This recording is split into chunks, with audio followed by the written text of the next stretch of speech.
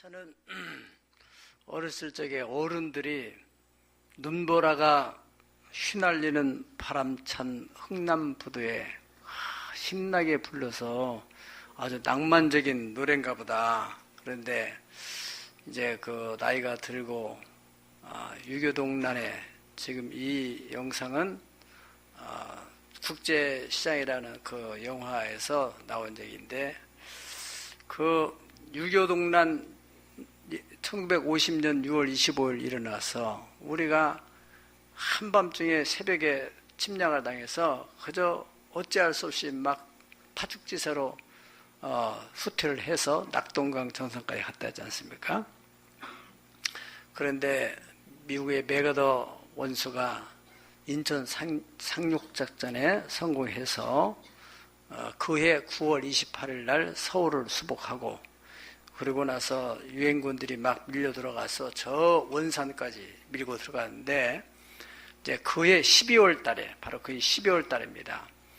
12월 달에 그 중국군들이 이제 개입을 하면서 그래서 어찌할 수 없이 후퇴를 하게 되는. 그런데 이미 육로는 다 차단이 돼가지고 이제 그 배로 저 배에 메리데스 알렉스라고 호라는 배는 군함입니다. 군함. 그래서 그 군함에 군수물자와 이제 유엔 군인들을 다 태우고 철수를 하려고 하는데, 거기 민간인들이 거기에 막 몰려와가지고, 그래서 이 민간인들을 태워야 될 것이냐, 또 군수물자만 태울 것이냐, 또 민간인들 가운데 또 스파이가 있어가지고 여기에 폭탄이나 뭐 또 사고를 치면 어떻게 할 것이냐, 여러 가지 의견이 있었지만은, 그러나 결과적으로 민간인들을 태워서 1950년 12월 15일부터 24일까지, 그래 약 10일 동안에 걸쳐서 저 민간인들을 저 거제도, 부산으로 갔는데 부산에 너무 피난민이 많이 밀려가지고 거기에 하적을 못하고 그 거제도로 들어와서 거제도에서 내려가지고 그 피난민들이 거기서 정착을 할 수 있도록 했다는 얘기입니다. 그 유행가 여러분들이 많이 불러봤겠지만은 이게 낭만적인 노래 같이 우리는 들었는데, 사실은 참 저런 애절한 사연, 눈보라가 휘날리는 바람찬 흥남부두에 목 놓아 불러봤다, 찾아를 봤다. 금순아 어디로 가고 길을 잃고 헤맸더냐. 피눈물을 흘리면서 일사후퇴 이후 나 홀로 왔다. 일가 친척 없는 몸이 지금은 무엇을 하나. 내 이내 몸은 국제시장 장사치기다. 금순아 보고 싶구나. 고향 꿈도 그리워진다. 영도다리 난간 위에 초생딸만 외로이 떴다. 이제 후렴에 보면은 금순아 굳세어다오. 남북 통일 그날이 오면 손을 잡고 울어보자. 얼싸안고 춤도 추보자. 그런 배경하에서 바로 이 흥남 부두 철수 속에서 그 오빠가 이제 금순이를 아마 잃어버린 것 같아요. 그래서 그런 배경하에서 이 노래가 지어져 있고, 그리고 우리 이제 유교동란 이후에 그때 많이 불려졌던 노래입니다. 그런데 이 노래가 이렇게 슬픈 그 애환이 담겨 있는 노래라는 사실입니다. 그런데 이 그 10만 명의 그 민간인들이 구원을 받기까지는 거기에 6명의 영웅들, 이 역사에 동참했던 이 사람들이 있었기 때문에 그런 가능했었다 해서 저 거제도에는 이 기념비가 세워졌는데 6명의 용사들이 거기에 이제 동상으로 만들었다고 합니다. 그 가운데는 이제 김백일 장군 중장인데요. 이분이 당시에 메리디스 빅토리아호의 그 선장 라로시를 잘 설득을 해가지고 이분이 어떻든 민간인들을 구하자고 해서, 그래서 10만 명의 민간인들이 거기 타고서 이제 구원 얻었는데, 참 놀라운 또 사실은 그 피난민들 10만 명 가운데 지금 현재 문재인 대통령님의 부친, 모친도 함께 거기 탔다는 거예요. 타가지고 그분들이 거기서 정착을 하면서 아기를 낳았는데 그 아기가 문재인 대통령이 그때 나왔대요. 그래가지고 그 문 대통령님이 미국에 가서 이제 그 유엔군 묘지에 가서 그분이 연설을 하면서 그런 얘기를 했다고 그래요. 제가 그런 미군들의 은혜를 많이 입었던 사람입니다. 그리고 당신의 어머님이 그때 이제 철수를 할 때 12월 24일 이제 크리스마스 시즌이기 때문에 미군들이 성탄절 크리스마스가 오니까 사탕을 하나씩 다 나눠줬는데 그때 사탕을 얼마나 맛있게 먹었는지 어머님이 가끔 그 사탕 얘기를 많이 했다 하는 얘기를 했다는 것입니다. 여러분, 그렇게 그 미국이라는 나라가 크리스찬 문화, 크리스찬 정신이기 때문에 그것이 가능할 수 있었던 것입니다. 여러분, 여기에 보면은 오늘 본문에서도 북왕조 이스라엘의 수도 사마리아 성이 완전히 아람의 벤 하닷이라고 하는 그 왕에 의해서 그 포위가 됐어요. 완전히 포위가 되고 봉쇄가 돼가지고 어느 누구 하나 나갈 수 없고 공급로가 차단된 상태에서 그 성 안에 있는 사람들이 다 굶주려 죽어가고 있을 때입니다. 먹을 것이 없어가지고 비둘기 똥을 사 먹을 정도로, 비둘기 똥이 어떤 영향이 있는지 모르지만은 성경에는 그렇게 기록됐어요. 우리 다 같이 열왕기하 6장 24절에서 30절 보면은 가 읽어보겠습니다.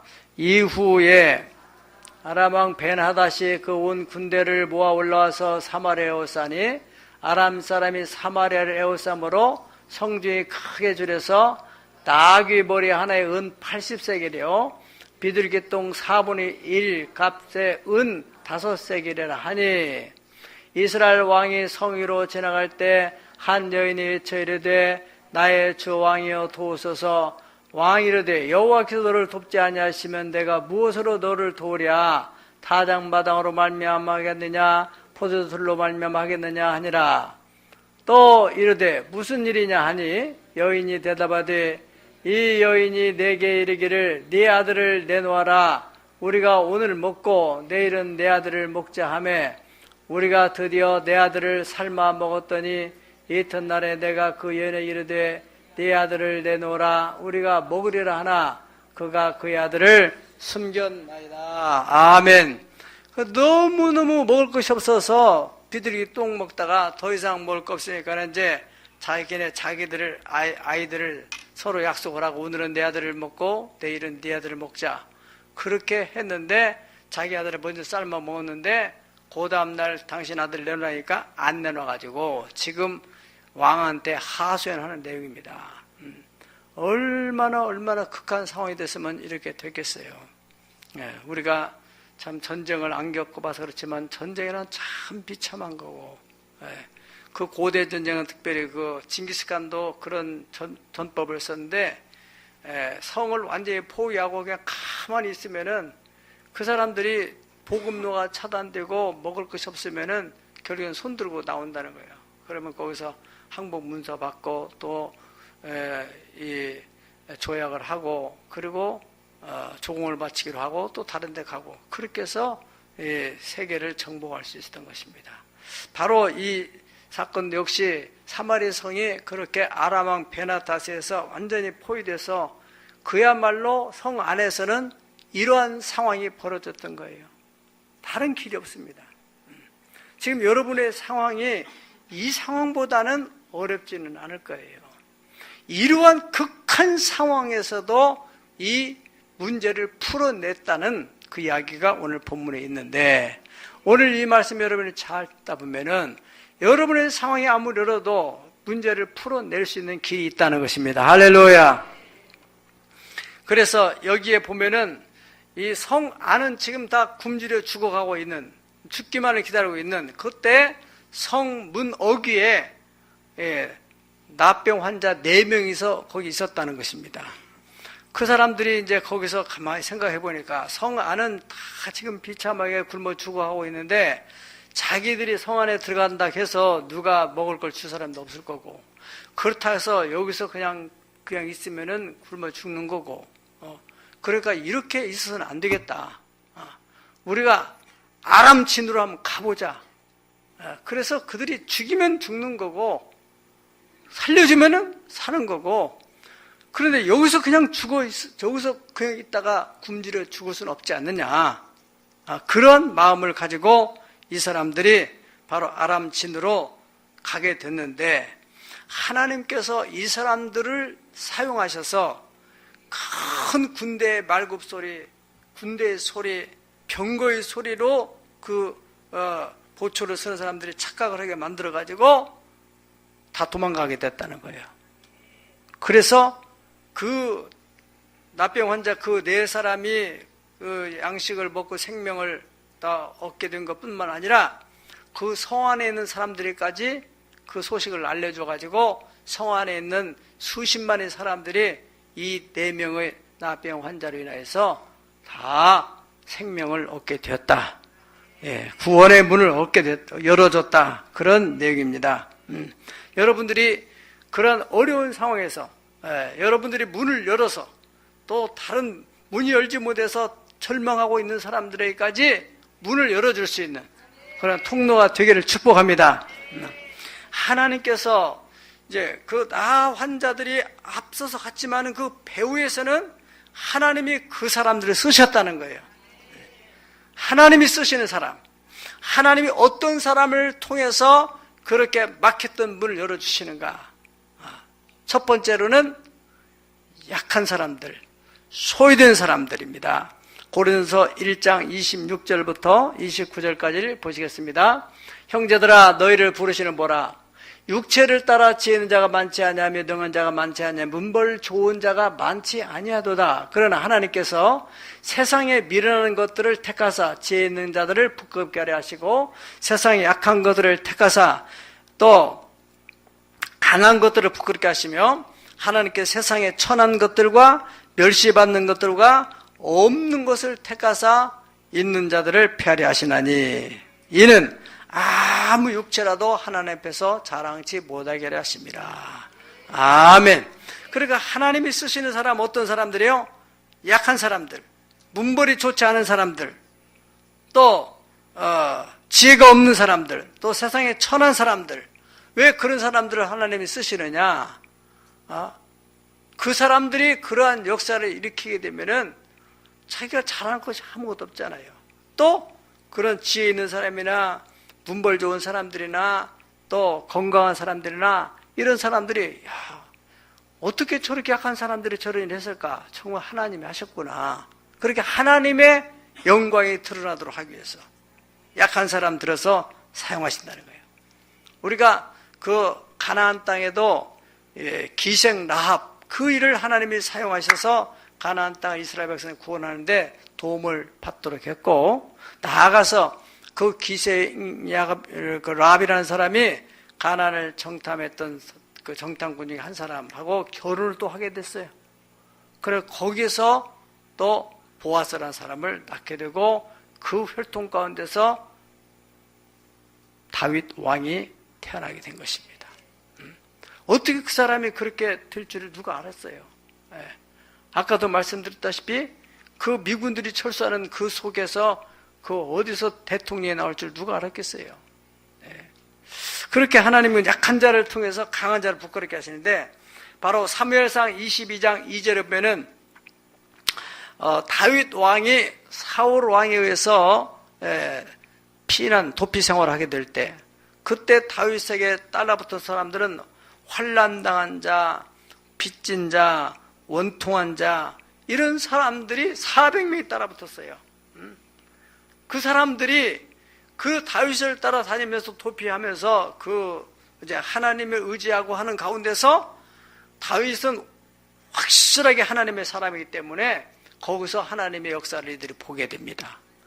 그러면서 다윗 중심으로 철저히 권위 질서 확립되고 또 그들이 뭉쳐가지고 마침내는 이 사람들이 다윗 왕국을 일으키게 되는 거예요. 그게 하나님이 하시는 방법입니다. 이 신약시대 예수님의 제자들 보면은 다 갈릴리 사람들이에요.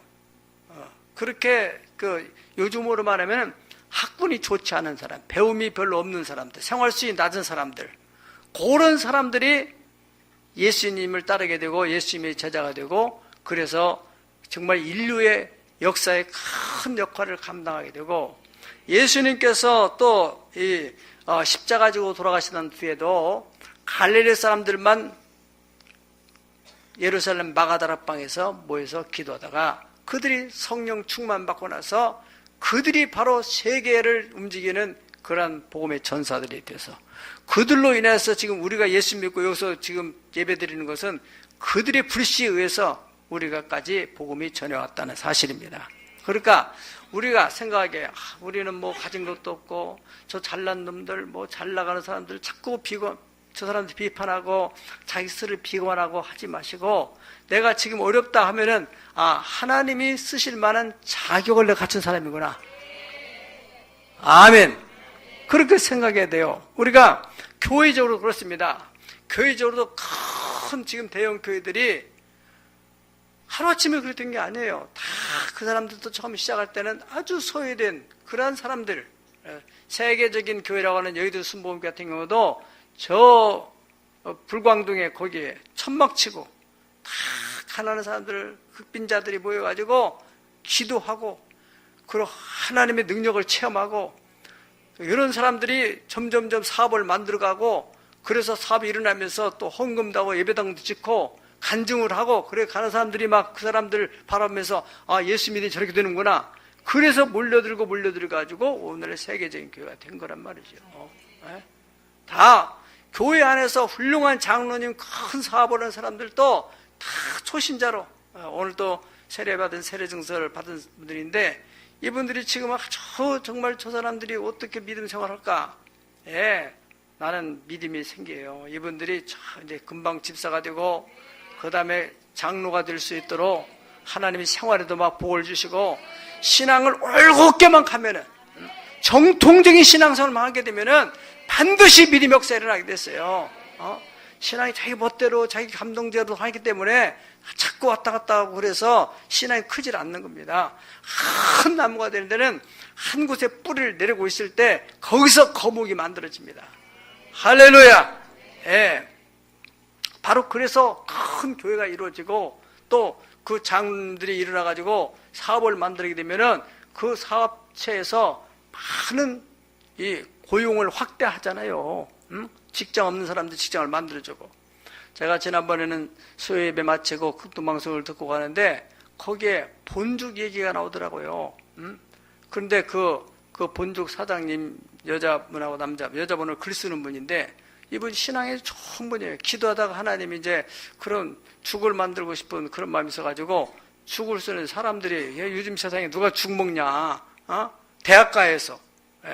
그래서 그것으로 해가지고 하던 중에 사람들이 몰려오고, 그래서 몇 년 되지 않았는데 막 그 브랜치가 사람들이 이거 좀 가르쳐달라 해가지고 200, 지금은 1350여 개 이 브랜치가 많이 생겼다는, 우리 한국이에요. 프랜차이즈가. 그래서 그 사람들에게 그 소자본을 가지고 사업을 할 수 있는 그런 노하우를 제공해주고 길을 열어주게 되고, 얼마나 좋은 일입니까? 여러분들도 하나님의 지혜가 임해가지고, 할렐루야, 많은 브랜치를 만들어낼 수도 있습니다. 지사도 만들어내고. 그렇기 때문에 나는 어렵다, 환경이 누구 어떻다 이렇게 자꾸 비관하지 마시고, 하나님이 쓰실 만한 자격을 가진 사람입니다. 할렐루야. 그런 믿음을 가져야 돼요. 두 번째로, 하나님께서 왜 이 나환자들을 쓰셨는가? 성 안에 나름대로 잘난 사람도 있고 배운 사람도 많고 건장한 젊은 사람도 많고, 그런데 여기에 뭐 가진 것도 없고 몸도 현찬하고 자기 몸만을 제대로 가두기도 힘들고, 이런 사람들을 왜 하나님이 쓰셨냐 말이죠. 그 사람들에게는 뭐가 있습니까? 도전하고 싶은 마음이 있었다는 거예요. 여기 이 사람들이 뭐라고 합니까? 우리가 여기서 굶어 죽을 것이 아니다. 어찌하여? 3절 보실까요? 3절 4절 읽겠습니다. 시작. 성문 어귀에 나와 자 네 사람이 있더니 그 친구에게 서로 말하되 우리가 어찌하여 여기 앉아서 죽기를 기다리랴. 만일 우리가 성읍으로 가자고 말한다면은 성읍 안에서는 굶주림이 있으리니 우리가 거기서 죽을 것이요. 멀쩡한 사람도 못 먹고 사는데 우리를 누가 죽겠냐 그 말이죠. 들어가면 죽을 것이다. 만일 우리가 여기서 머물면은 역시 우리가 죽을 것이고 글쎄 죽을 것이고 그러면 어떻게 하죠? 그런즉 우리가 가서 아람 군대에게 항복하자. 그들이 우리를 살려두면 살 것이고 우리를 죽이면 죽을 것이다. 한번 해보자는 거예요. 해보자. 할렐루야. 그런 마음. 그러니까 성 안에 있는 사람들은 육신은 멀쩡하지만은 정신은 병이 들어서 그냥 그 상태에서 그저 살기 위해서 생존을 위해서 비둘기 똥이나 먹고 그것도 먹어서 남의 애기나 잡아먹자고 할 정도로 아주 정신적으로 잘못된 사람, 병든 사람들이 있는가 하면은 이 성문 어귀에 있는 사람들은 육체적으로는 장애를 가지고 있을지라도 정신은 건강한 사람들이에요. 도전하고 싶은 정신을 가진 사람이에요. 이대로 우리가 굶어 죽을 수는 없지 않느냐.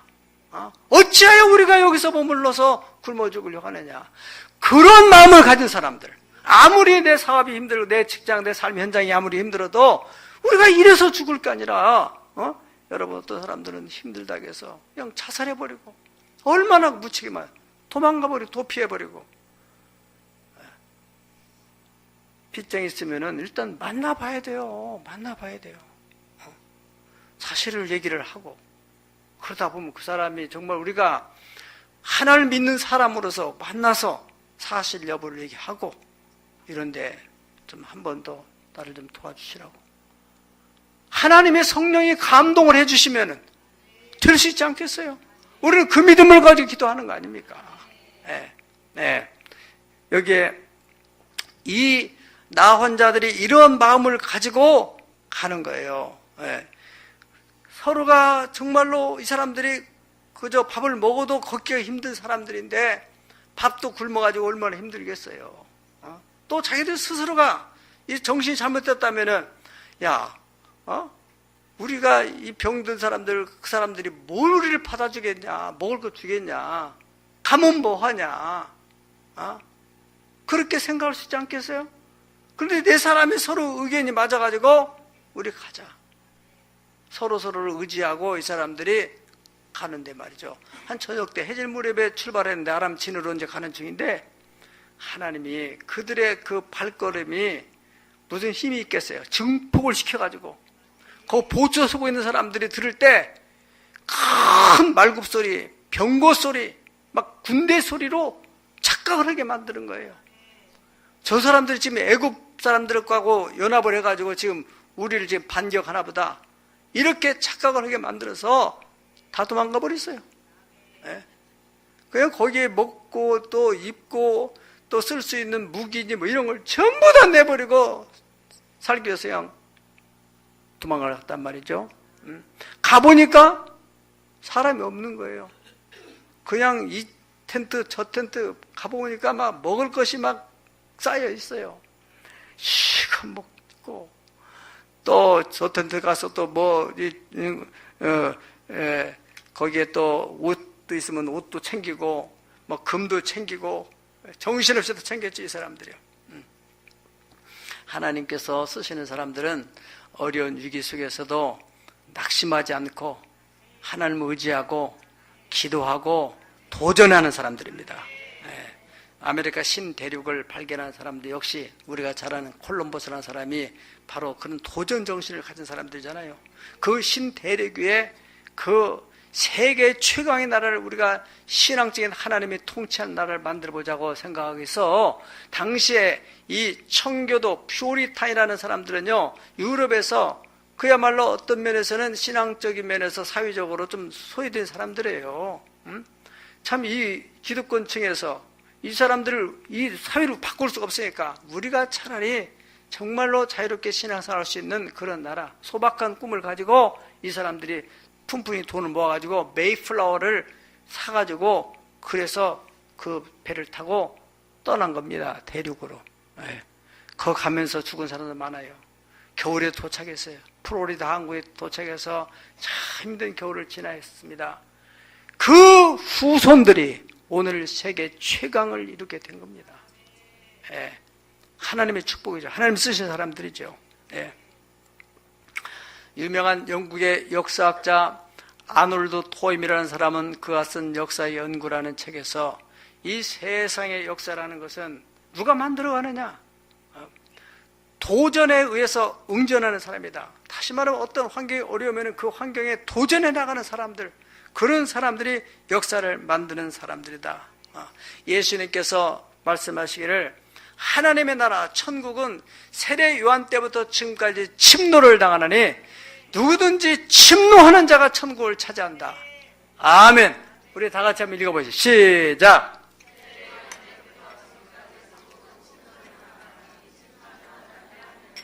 아멘. 하나님의 나라는 누구든지 믿음으로 침노해 들어가는 사람들이 그 나라를 차지하게 된다. 그런 말입니다. 어떻게 침노해요? 기도로 침노하는 거죠. 네. 믿음으로 도전하고, 가나안 정복에 주역이 됐던 여호수아 갈렙도 역시 마찬가지입니다. 네. 특별히 갈렙이라는 사람은 말이죠. 나이가 85세가 됐어요.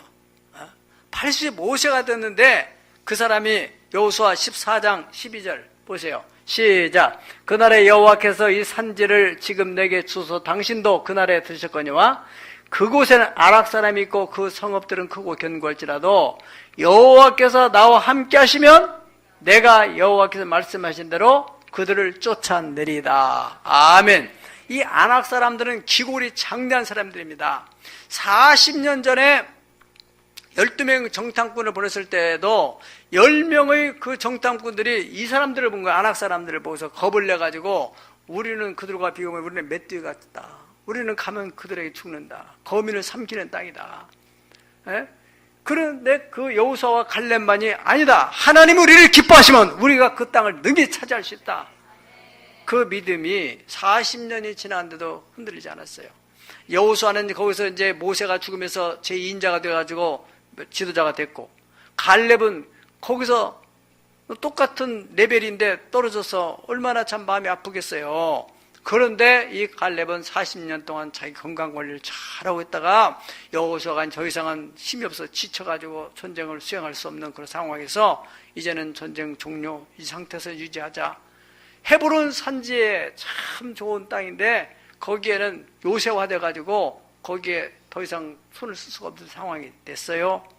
그때 바로 이 85세 된 갈렙이라는 사람이 내가 그때 당신과 함께 이 땅을 찾아왔을 때 왔지 나는 지금 정신적 육체적으로 건강하다. 그래서 나한테 허락해달라. 아무래도 지도자니까 이제 명령을 받아서 그 땅을 이제 정복하려고 그렇게 해가지고 결국에는 이 갈렙이 자기 또 휘하의 사람들을 데리고 와서 그 땅 요새화된 헤브론 산지를 정복했다는 겁니다. 예. 그 후손이 바로 다윗이라는 사람이 그 헤브론 산지에 거기다가 그 사울 왕이 죽기 전까지 거기 7년 동안 거기서 자리를 잡고 있다가 나중에 7년 후에 이제 사울 왕가 완전히 망했을 때 그 예루살렘으로 들어가서 나라를 이제 다스리게 됐지 않습니까? 여러분들이 힘이 들고 나이가 먹었다 할지라도 도전하는 사람, 할렐루야. 엘리사도 마찬가지입니다. 엘리사도 그 엘리야가 죽어간다, 하나님이 데려간다 그러는데 나머지 50명의 사람들은 다 그냥 포기하고 하나님이 데려간다는데 뭐 이제 끝났다. 엘리사는 끝까지 쫓아가는 거 아닙니까? 정말 하나님 데려간다면 저분이 가기 전까지 저분에게 있던 하나님의 영감을 내가 받아야 되겠다. 그래서 엘리야의 영감을 그가 받아가지고 그러한 다음 세대를 움직이는 그러한 위대한 지도자가 됐어요. 사도 바울 선생도 마찬가지입니다. 사도 바울 사도행전 27장 보면은 그가 이제 죄수의 몸이 돼가지고 그 로마로 호송되는 거예요. 예. 로마로 가는 도중에 그 죄수의 몸에 대해서 다른 사람들 군인들이 이렇게 포위하고 또 손은 배 안에 많은 사람들인데 유라굴로 광풍을 만나니까 이 사람들이 어찌 할 수가 없는 거예요. 선장도 거기에 백부장도 어떤 누구도 그 무시무시한 광풍 미친 바람 앞에서 바람이 이리 불고 저리 불는데 방향을 잡을 수도 없고 다 배 안에 있는 걸 내버리고 이제는 죽기만을 기다리고 있을 때 사도 바울은 절망하지 않고 손은 다 착고에 묶여 있지만은 하나님 앞에 기도를 한 거 아닙니까? 하나님께서 기도할 응답을 주신 거예요. 절대로 이 배가 너 때문에 네가 가이사 앞에 가서 네가 황제 앞에 가서 내 증언을 해야 되기 때문에 너 때문에 276명도 절대 죽지 않는다. 그래서 바울 사도가 이제 밤새 기도하고 응답받고 나서 아침에 딱 선포하는 거 아닙니까? 어젯밤에 내게 말씀하신 하나님이 절대 우리 죽지 않는단다. 그러면서 바울 사도가 이제 이제 아침에 이렇게 해서 잔잔해지면서 이제 항구에 내리게 됐던 얘기가 있습니다. 다시 말하면은 이 사도 바울의 그 믿음과 도전 정신으로 인하여서 276명의 사람들의 생명을 구원하게 됐다. 따라합시다. 할 수 있다. 한번 해보자. 아무리 나이가 많이 먹어도 여러분 우울증이 걸리고 치매가 오고 이런 사람들은요, 뇌를 안 쓰면은 이 뇌는 아주 예민해가지고 우리 주인이 이제는 더 이상 세상 별로 재미가 없단다. 그러면은 뇌가 그때부터 세포가 죽기 시작한대요. 노화가 일어나가지고.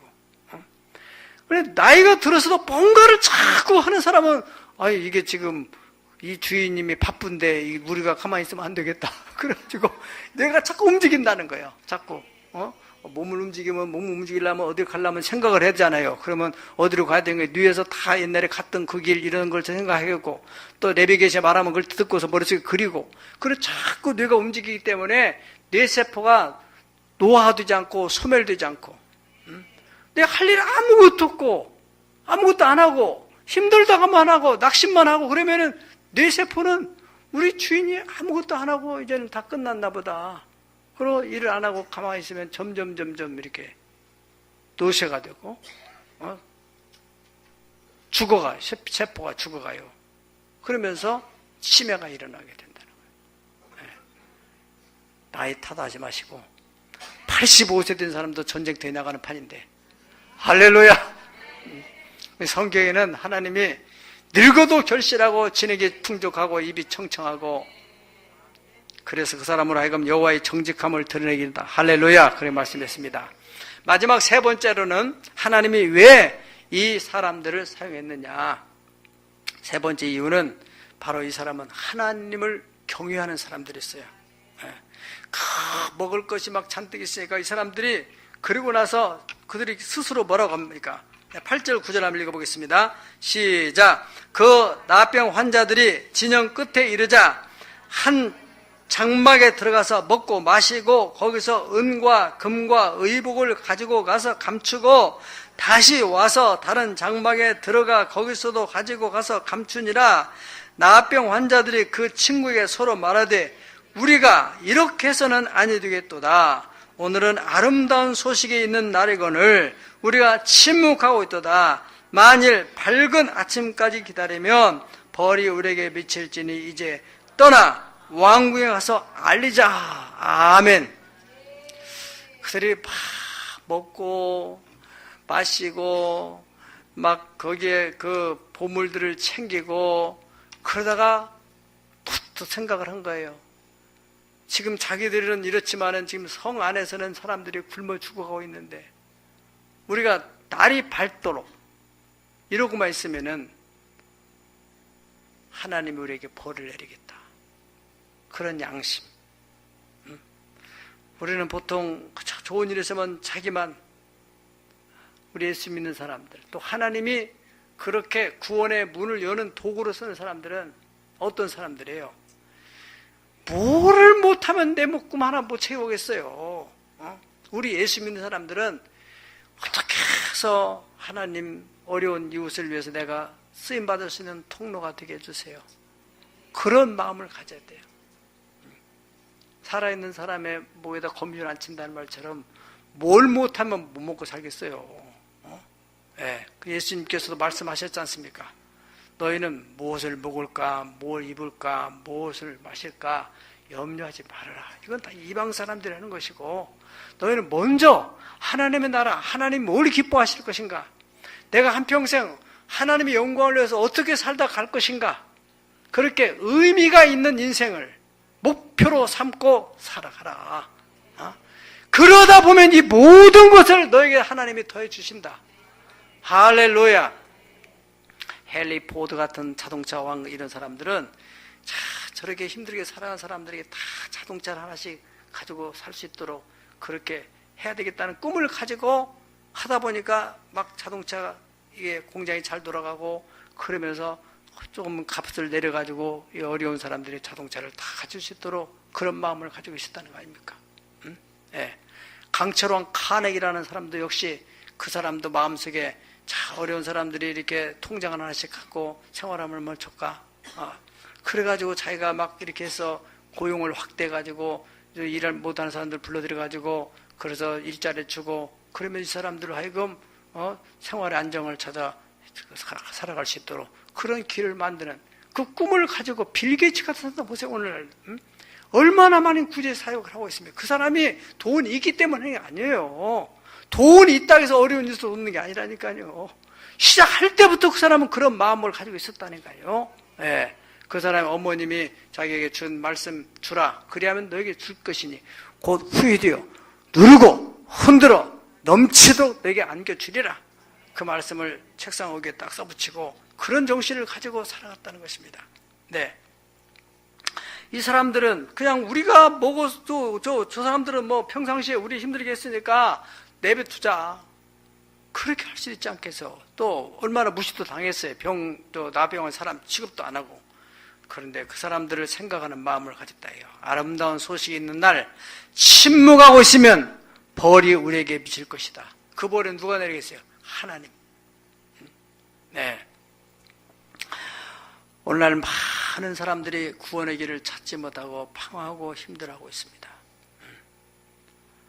이 땅의 경제적인 문제뿐 아니라 영적인 문제, 또 삶의 의미를 찾지 못하고 우울증으로 시달려가는 사람이 있어요. 우리가 정말로 죽음 이후에 영원한 하나님 나라가 있다는 생각을 하고 있는 사람들이라면 그런 소망이 없는 사람들에게 그 얘기를 해줘야 된단 말이에요. 누구든지 주님의 이름을 부르기만 하면 구원을 얻으리라. 그런즉 믿지 아니한 이를 어찌 부르겠느냐, 듣지도 못한 이를 어찌 믿겠느냐, 전파하는 자가 없이는 어찌 부르리요, 보내심을 받지 않았으면 어찌 다 전파리요. 기록된 바 아름답도다 좋은 소식을 전한 자들이 발휘함과 같으니라 그랬습니다. 여러분들이 그런 마음, 나보다 더 어려운 사람들을 생각하는 그런 마음을 가지고 있는 그러한 나병 환자들의 그들의 마음을 하나님 보시고 그들로 하여금 구원의 문을 여는 통로로 썼다는데, 저 여러분들이 지금 어렵고 힘들다는 그것은 곧 하나님이 우리를 사용할 수 있는 자격을 갖춘 것이다. 아멘. 원래 잘하던 사람이 잘하는 것은 사람들이 관심 별로 없어요. 저 사람 원래 잘했으니까, 부모님 물려준 거 많았으니까. 그런데 원래 가진 것이 없는 사람들, 또 그 업계에서도 참 힘든 사람들이 정말로 기도함으로 하나님의 역사로, 하나님의 역사, 움직인다 이거예요. 아람 진 병사들을 움직인다 이거 하나님이. 그래가지고 열어버리잖아요. 그게 은혜로 주시는 거예요. 은혜로. 우리가 물론 노력도 해야지만은 노력을 한 것에 비하면은 몇 배, 몇십 배, 몇백 배로 일어나는 것을 우리는 은혜라고 하는 것입니다. 예수님 믿는 사람들은 구원도 은혜로 얻었거니와 이 땅에서 복을 받는 것도 은혜로 받는 거예요. 은혜로. 우리가 박물관에 세운 것도 사람들 와보면 이거 도대체 돈이 어디서 나서 이렇게 세웠느냐고 그래요. 어떤 사람은 모르니까 하는 말이겠지만은 이 조 단위로 들어간 것 같다고 그러는 사람도 있어요. 그 조라는 돈이 어디서 나와요? 하나님의 은혜로. 할렐루야. 하나님의 은혜로 이 쓸데없는 자, 왜 구속하여 주는지 나는 알 수 없다는 찬송처럼 우리는 그렇게 어려운 갈릴리 사람 같은 그런 사람들이 바로 나 환자 같은 그렇게 약한 사람들이 하나님의 도구로 쓰임받은 첫 번째 조건과 자격을 가진 사람이에요. 그 사람이 어려운 위기, 어려운 상황에서 낙심하지 않고 전능하신 하나님을 의지하고 도전하는 믿음을 가진 사람. 하나님이 그 사람을 통해서 그 사람이 그러한 좋은 일이 났을 때 내가 나를 통해서 하나님이 축복의 통로로 어려운 이웃을 돕고 또 정말로 앞이 막막한 사람들에게 길을 열었으면 좋겠다 하는 그런 마음까지 있다면은 반드시 하나님은 여러분을 구원의 문을 여는 통로로, 축복의 문을 여는 통로로 사용하실 줄로 믿습니다. 다 같이 기도하시겠습니다.